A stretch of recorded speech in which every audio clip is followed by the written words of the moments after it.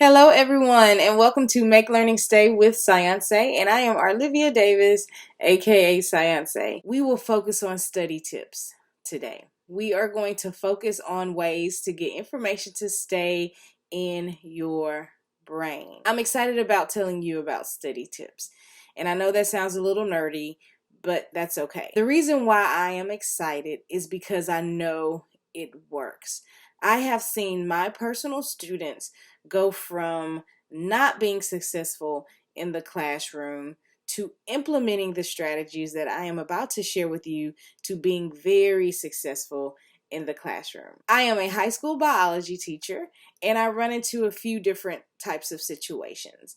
I run into situations where students who make A's all throughout their school career, they come into my class and they are no longer making A's and they are wondering, why am I not making an A, or what is going on? Or, I mean, to be honest, some of them start off failing, and it's because they have never had to study. And because they've never had to study, they don't know how to study. And sometimes parents don't know how to help them study. And times have changed. Students have to know quite a bit of information earlier on than what I had to when I was in school. So, in order to help my students, I learned some new strategies, and these strategies work. So, let's get into them. We are going to use the acronym SASA. Acronyms work to help you learn, but I'm going to be giving you those types of techniques in another video. This video, we are going to focus on just getting the ball rolling. How do I get my studying strategies started? So, SASA. The first S stands for set a timer. That's the first thing that I tell my students. Set a timer. Start with 10, then maybe go to 15, then go to 20. Do what you can handle until you can build endurance to study more. Popular question: how much do I need to study? I can't answer that question for you. It depends on the topic. It depends on the subject. It depends on the complexity of the subject. It depends on your level of understanding. It depends on quite a few things. So every student is going to have to study a different amount of time.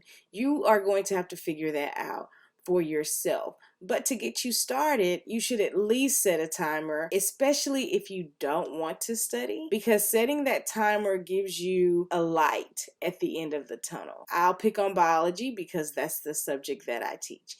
If you don't like biology and you are dreading studying biology, what you should do is set a timer, 10 minutes, and say, I'm going to look over my biology notes for at least 10 minutes a night. Set a timer and go for it. The next letter, the first A, stands for avoid distractions.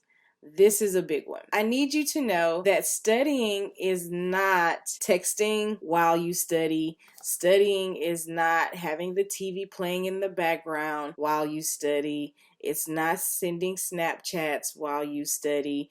It is focusing on the topic that you have in front of you. I know quite a few students say they like to listen to music as they study. One thing I think about with music is if you have to stop every so many seconds to change the song on your playlist, you're taking away attention from your topic. So anyway, get those distractions out of the way. Let's move on to the next S. The next S stands for space it out. This is a huge one.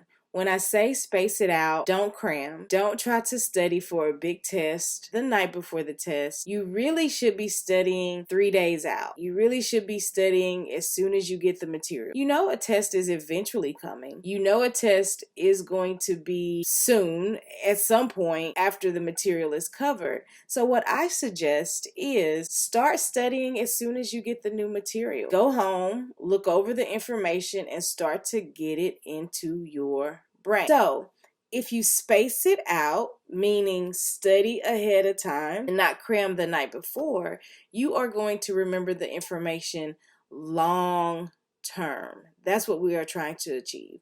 Long term. Long term. Not just cram it, take the test, and forget it.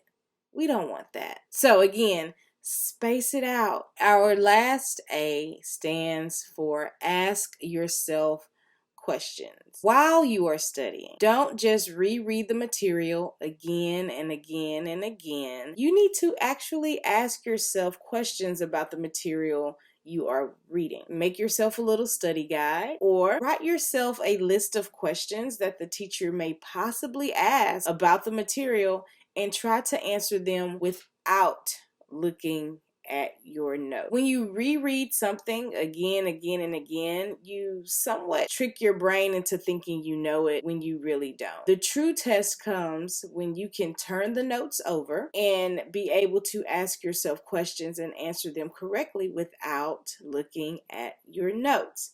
I have another analogy for you. Let's say there's a song that you like and you think you know, and the song is playing and you're listening to the song and you're singing along and you got it going on because the song is playing.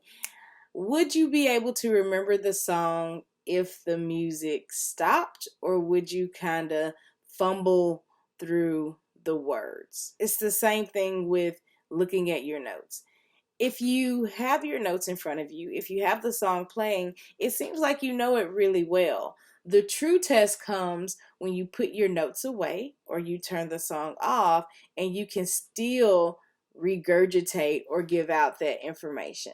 So again, ask yourself questions about the material. Be able to answer questions without looking at your notes. Okay, let's review. Let's put it all together. When it's time to study, we are going to set a timer. We are going to avoid distractions. We are also going to space it out and not wait until the night before the test to study. And we are going to ask ourselves questions about the material. I would love to hear from you. What study tips are you going to use? Which ones do you think will work? I know they all work because I use them and my students use them. So which one are you going to try first, if not all of them? If you haven't already, please like, subscribe, and share this with anyone you think could use this valuable information.